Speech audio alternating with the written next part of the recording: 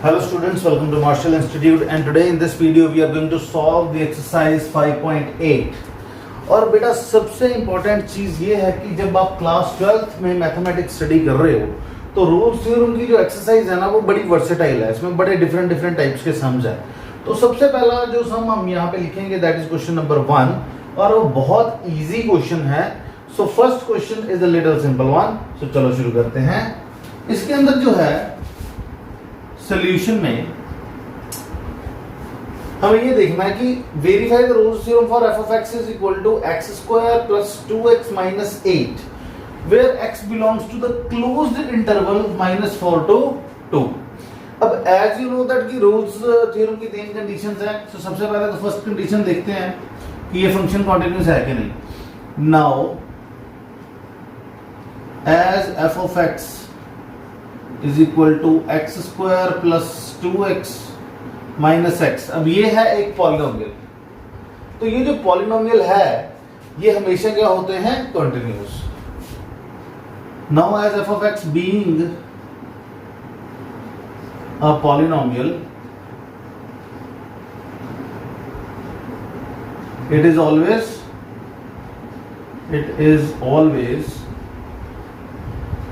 continuous। तो भैया ये फंक्शन तो होगा हमारा कंटिन्यूअस, तो ये तो हो गया। अब एज वी नो दैट कि हमें डिफरेंशिएशन आती है तो हम देख के बता सकते हैं कि ये डिफरेंशिएबल है कि नहीं। तो ये तो मैं पता है कि yes it is differentiable in open interval -4 to 2।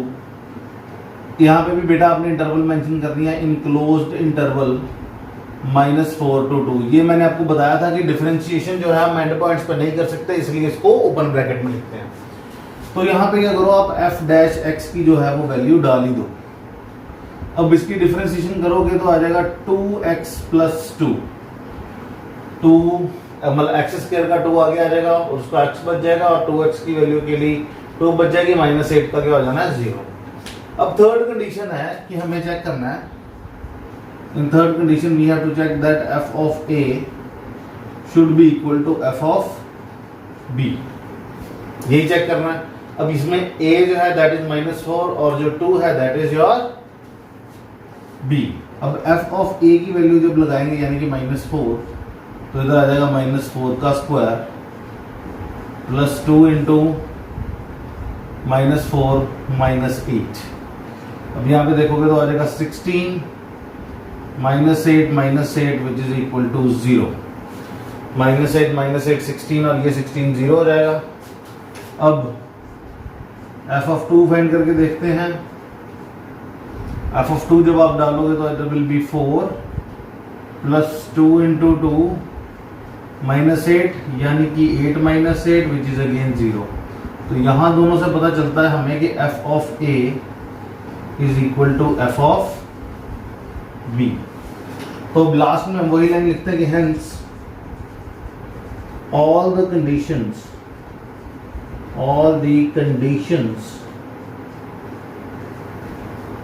of Rolle's theorem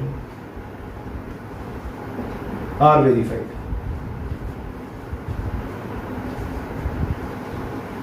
तो सारी कंडीशंस जो रोल्स थ्योरम की हैं वो क्या हो गई हैं हमारी वेरीफाइड। तो अब हमें क्या करना है, अपना लास्ट स्टेप फाइंड आउट करना है। हमें देयरफॉर देयर एग्जिस्ट, इस निशान को बेटा देयर एग्जिस्ट भी बोल सकते हैं, उल्टा ही जो होता है। There exist some c which belongs to open interval -4, 2 such that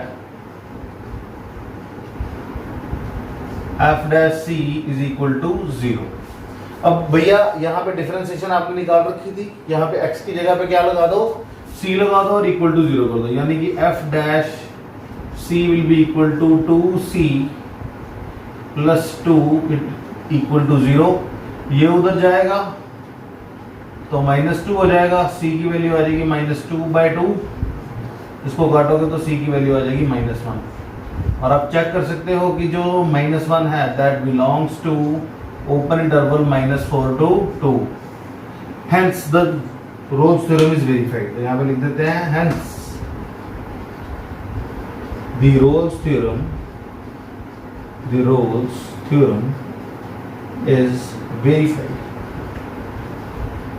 सो भैया इस तरीके से आप ये सम को सॉल्व कर सकते हो बड़े इजीली एज इट इज। अगर आप इस सम को लिखाते हो तो आपको पूरे मार्क्स मिलेंगे, ये मेरी गारंटी है।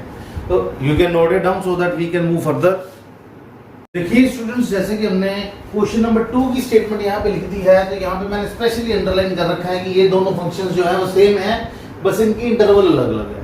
तो अब हमें देखना है कि इन तीनों फंक्शंस में से क्या हमारे पे किसी भी फंक्शन के ऊपर रोल्स थ्योरम लगती है। अगर लगती है तो उसे सॉल्व करना है, वेरीफाई करना है, और अगर नहीं लगती है तो क्यों नहीं लगती है उसकी रीजंस देने। तो चलिए शुरू करते हैं फर्स्ट पार्ट से। तो अगर हम फर्स्ट पार्ट लें तो फर्स्ट पार्ट के अंदर हमारे पास फंक्शन है F of X is equal to box X, या ग्रेटेस्ट इंटीजर फंक्शन इसको बोलते हैं, वेयर एक्स बिलोंग्स टू 5,9। अब जैसे कि मुझे पता है कि ग्रेटेस्ट इंटीजर फंक्शन जो है अगर उसका ग्राफ बनाया जाए तो वो कुछ इस तरीके से बनता है। अब इस ग्राफ को बनाते समय हमें तो पता है कि पेन तो उठाना पड़ेगा, यानी कि ये फंक्शन क्या हो गया हमारा, डिसकंटिन्यूअस।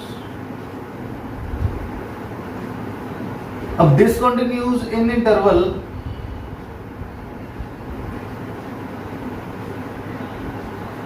5,9। ये तो पहली कंडीशन की सेटिस्फाई करी, ठीक है। दूसरी कंडीशन तो चलो वेरीफाई हो ही नहीं सकती, बिकॉज जो ग्रेटेस्ट इंटीजर फंक्शन होता है वो डिफरेंशियल बिल भी नहीं होता।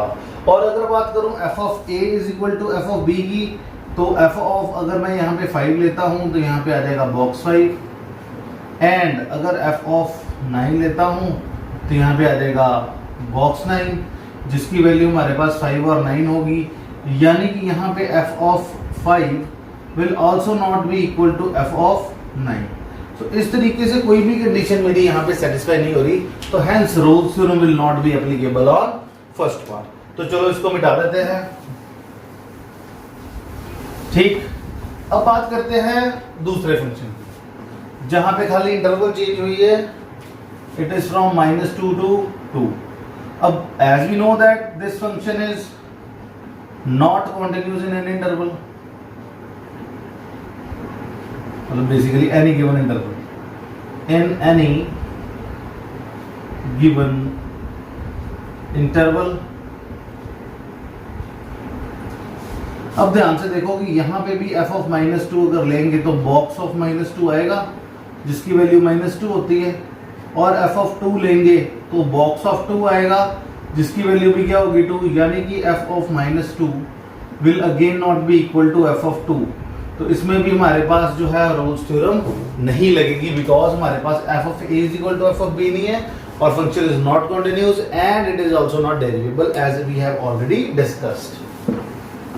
तो ये सेकंड पार्ट भी हो गया। अब बात करते हैं थर्ड पार्ट की, बिकॉज थर्ड पार्ट जो है वो है हमारा पॉलिनोमियल। तो ये कॉन्टिन्यूअस तो होता है, ये तो हमें पता है। तो यहाँ पे अगर फर्स्ट पार्ट की बात करें, सॉरी थर्ड पार्ट की, तो हम बोल सकते हैं कि F of X is equal to X square minus 1 being polynomial, क्योंकि ये पॉलिनोमियल है, therefore polynomial is considered to be continuous in interval 1 to 2। अब ये तो होगी फर्स्ट कंडीशन। सेकंड कंडीशन की बात करें कि f dash x is equal to 2x, therefore function is differentiable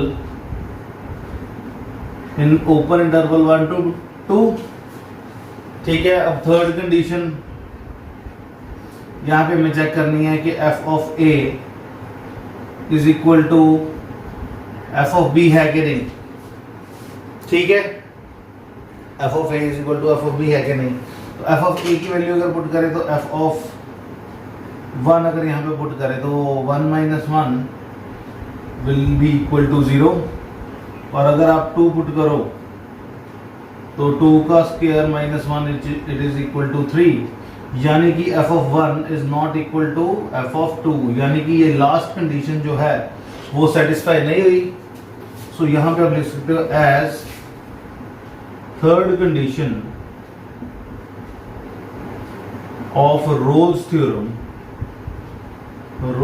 theorem is not satisfied,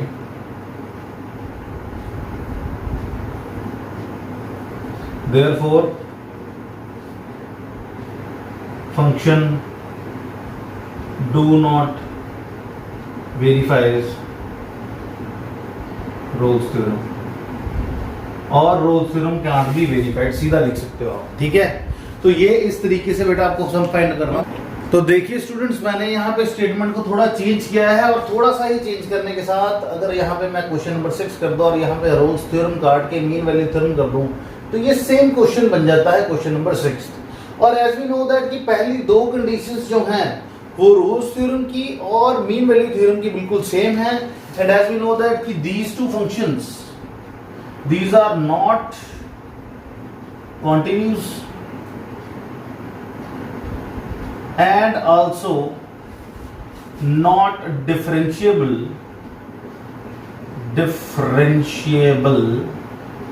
therefore they do not verify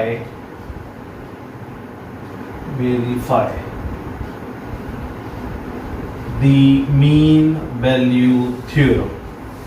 ठीक है, तो इन दोनों का तो पत्ता बेटा वैसे ही कट गया। तो बचा ये, तो इसके अंदर हमारे पास मीन वैल्यू थ्योरम लग सकती है। अब पूछो क्यों? बिकॉज मीन वैल्यू थ्योरम की फर्स्ट कंडीशन जो है कि फंक्शन पॉलिनोमियल जो है वो कॉन्टिन्यूस होता है, तो फर्स्ट कंडीशन अप्रूव्ड। दूसरी कंडीशन भी यहाँ पे मीन वैल्यू थ्योरम की approved because function is differentiable. और सबसे इंपॉर्टेंट चीज है थर्ड भी प्रूव्ड बिकॉज हमारे पास f of a should not be equal to f of b, और वही हुआ। हमारे पास function f of a is 0 and f of b is 3, इसका मतलब है f of a is not equal to f of b। तो यहां पे हो गया hence this statement or this function satisfies all conditions of mean value theorem, therefore there exists some c which belongs to open interval 1 to 2 such that f dash c is equal to f of b minus f of a b minus a। अब f dash के अंदर हमने c डालना है, तो यहाँ पे आ जाएगा 2c because f dash x की वैल्यू फाइंड आउट की थी। यहाँ पे c डालेंगे तो यहाँ पे भी क्या आ जाएगा c। f ऑफ b की वैल्यू थी मेरे पास 3, f ऑफ a की वैल्यू थी मेरे पास 0, b की वैल्यू थी 2 और a की वैल्यू थी 1। तो 2c will be equal to 3/1 which is equal to 3/2। अगर हम सॉल्व करेंगे it will be 1.5 and 1.5 belongs to your interval which is 1 to 2, open interval 1 to 2। so इस तरीके से बेटा you can solve your sixth sum also very easy। तो देखिए सम यहाँ पे मैंने जो ये सम लिखा है ये सबसे ड्रामेटिक सम है इस एक्सरसाइज का और बहुत इंपॉर्टेंट है, इसको समझना बहुत जरूरी है। It's little bit tricky but बहुत आसान है। देखो वो कहता है कि हमारे पास एक फंक्शन है f ऑफ x जो है वो हमारा -5 से 5 क्लोज इंटरवल के अंदर डिफरेंशिएबल फंक्शन है और f डैश x जो है वो वेनिश नहीं करता कहीं भी। तो हमें ये प्रूव करना है कि f of -5 is not equal to f of 5, यानी कि f of a is not equal to f of b। तो ये तो पता चल गया ये लैग्रेंज मीन वैल्यू थ्योरम का ही सम है। तो इसको सॉल्व कैसे करेंगे? तो सॉल्व करते समय आपको कुछ नहीं करना है, आपको बस 2-4 चीजों का ध्यान रखना है। सबसे पहली चीज है कि एज वी नो कि f of x which belongs in this closed interval is a differentiable function। और एक कंडीशन होती है कि एनी, ये बड़ा लिख देते हैं, एनी डिफरेंशिएबल फंक्शन, दुनिया का कोई भी डिफरेंशिएबल फंक्शन जो हो इज कॉन्टिन्यूस, वो कॉन्टिन्यूस होगा ही। ठीक है, तो ये चीज तो भैया प्रूव हो गई कि हमारा जो फंक्शन है, ठीक है, it is continuous in closed interval -5 to 5। तो पहली कंडीशन है। सेकंड कंडीशन वो दे रखी है कि डिफरेंशिएबल भी है, then function F X is differentiable in open interval of -5 to 5। Now to be the part of mean value theorem, हमें ये पता है कि f dash c must be equal to f of b minus f of a divided by b minus a। तो भैया हमें b a की value तो पता है, यानी कि f dash c होगा जो, that will be f of 5 minus f of -5 divided bye 5 minus of -5। अब अगर आप ध्यान से देखो तो माइनस माइनस यहां पे प्लस हो जाएंगे, तो f डैश c जो है that will be equal to f of 5 minus f of -5 divided by 10। ये 10 को आप इधर ले जाओ, तो f डैश c की वैल्यू हमारे पास आ गई f of 5 minus f of -5। अब भैया ये कंडीशन के बाद आपको ये चीज याद रखनी है कि हमारे पास f डैश c जो है वो वैनिश नहीं करता है। इसका मतलब है therefore f dash c is not equal to 0। अगर दोनों तरफ 10 से मल्टीप्लाई कर भी दोगे तो इधर f डैश c आ जाएगा और इधर आ जाएगा, क्योंकि 0 के साथ 10 मल्टीप्लाई करोगे तो क्या आएगा, 0 आएगा। अब ये सारी टर्म जो है वो 0 के इक्वल नहीं हो सकती, मतलब कि f डैश c की वैल्यू किसके बराबर थी, इसके बराबर, तो इसको उठा के इधर लिख दो, यानी कि f of 5 minus of f of -5 is not equal to 0। अब ये माइनस की टर्म है, इसको उधर ले जाओ, तो f of 5 is not equal to f of -5, so hence proved. So ये इस तरीके से ये सम्स को आप सॉल्व कर सकते हो। थोड़े ट्रिकी हो जाते हैं कई बार, बट दे आर इजी। सो अगर आपको कोई दिक्कत है इसके अंदर, एक्सरसाइज के अंदर सॉल्व करने नहीं आ रहे हैं, तो यू कैन कॉल मी 9023241122 पे, और you can download the app Marshall Institute app from Play Store, so that I can add you to the required course. बेटा आपको मेरे को चैट में भेजना है कि आपका रिक्वायर्ड कोर्स क्या है, फिर मैं आपको उसमें ऐड करूंगा, फिर हम पढ़ाई करेंगे और बहुत कुछ करेंगे। So till then stay tuned, thank you very much.